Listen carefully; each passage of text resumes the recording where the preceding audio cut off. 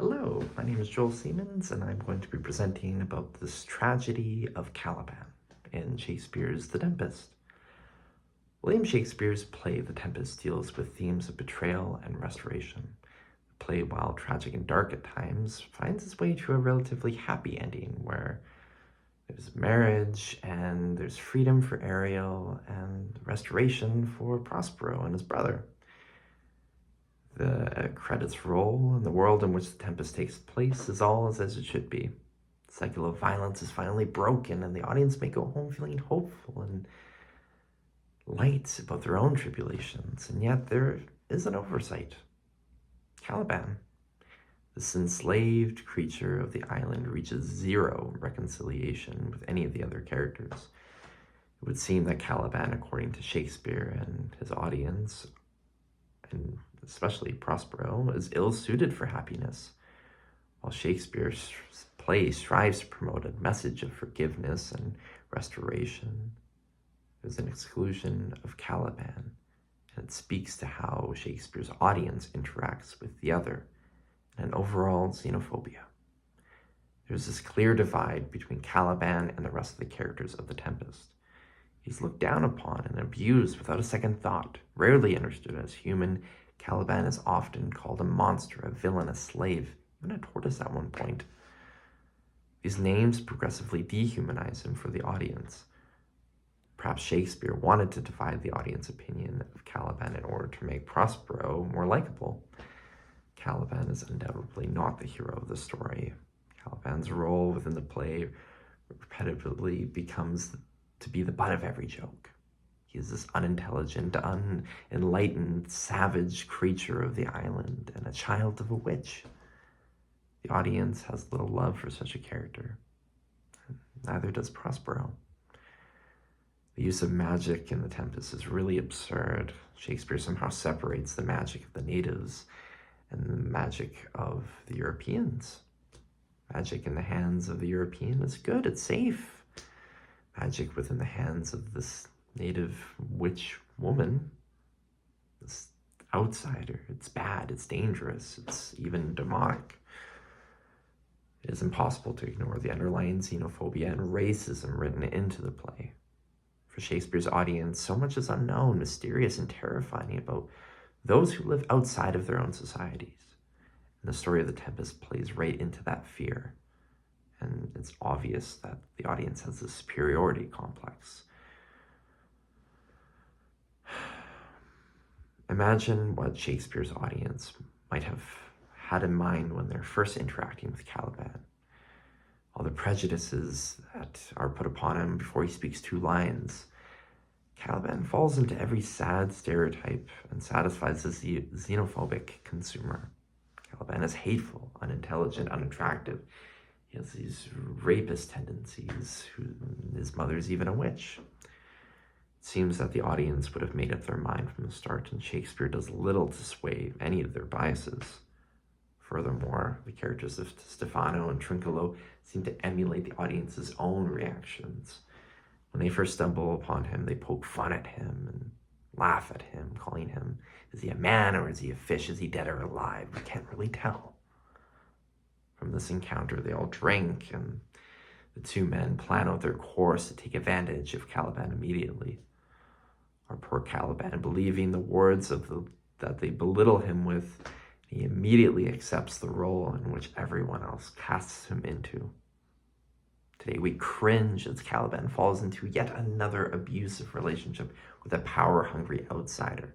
Caliban exclaims, "I'll show thee every fertile inch of the island, and I will kiss thy foot, I prithee be my God." I mentioned before that Caliban is unintelligent, but that is not so. It's really that he is unwise and doesn't hold the wisdom to not trust these outsiders that are going to abuse him. And this must be this consequence of being a part of a cycle of abuse for so long, unknowing who to trust and who is a friend and who is an enemy. Caliban has this uniquely positive relationship, however, to the land, unlike any of the other characters of the play. Caliban longs to be free from Prospero so that he might live among his island and dominate Caliban's connection to the island is so strong that one might interpret the character of Caliban to be the personification of the land itself. If Prospero is the embodiment of the tempest, then Caliban is his opposite, and the waves that crash upon the shore are forever clashing as Prospero and Caliban. Caliban is referred to as Earth and Tortoise, but also as this villain. Prospero and Miranda understand the land to be this inherent evil and do not love the land as Caliban does. Caliban bears the sorrow and anger of the island itself. The island is Caliban's home and his heritage. His only connection to his mother, and Caliban alone works and toils on the land. And he curses his oppressors from the literal rock he sleeps in.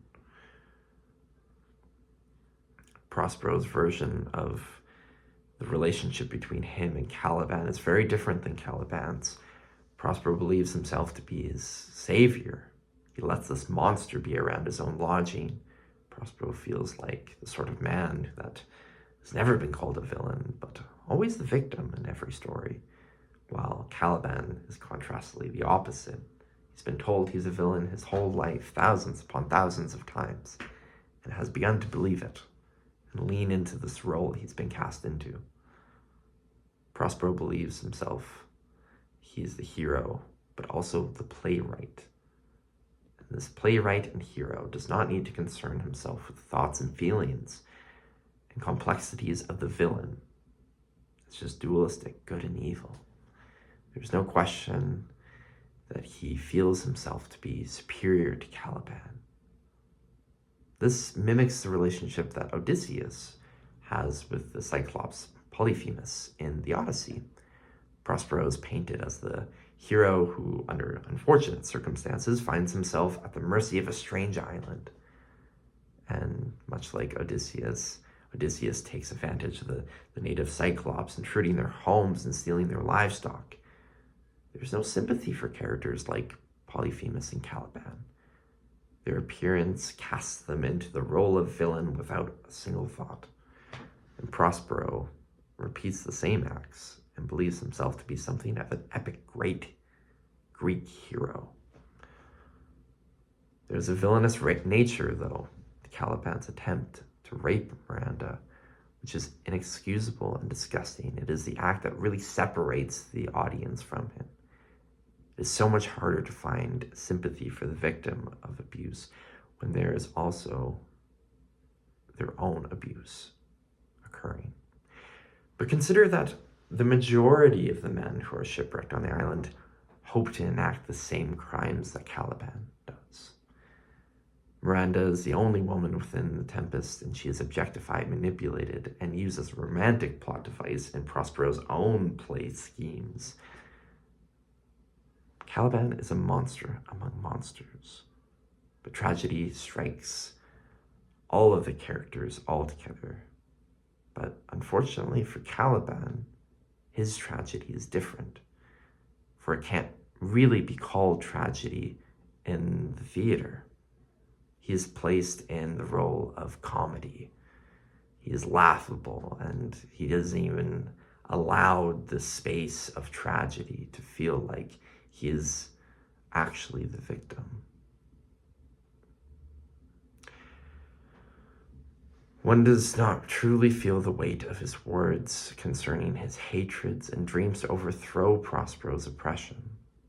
The audience is much like Stefano and Trinculo. They believe him only to be a simple creature without intelligence. Caliban is isolated and deserves our sorrow and likely a hug. As Caliban and Prospero are literary opposites, their motives are rooted in the same sentiments. Both are betrayed and enslaved and hungry for power.